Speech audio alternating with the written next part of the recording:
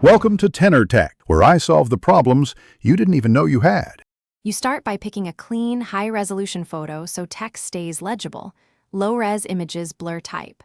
Open an app that supports layers or text, photo editor, Canva, or a presentation tool. Once you have the image loaded, create a new text layer directly above the photo and type your message. Position the text roughly where you want it to sit on the image. This early placement saves time. Make sure font size and contrast are visible before moving to styling and masks. Now you convert the text into a mask or selection so you can reveal the photo behind it. This is the one-way method to put the image inside letters. Once the text is selected, invert or use a layer mask to cut out the photo area that aligns with each character.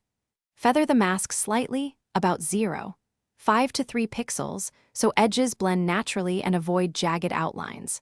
Once done, make sure the photo layer is clipped to the text shape so the image fills the letters precisely. Finish by tweaking contrast and brightness inside the text shape to improve legibility. You can add a subtle overlay or drop shadow behind the text for separation. When satisfied, rasterize or export the result as a PNG to preserve any transparency and crisp edges.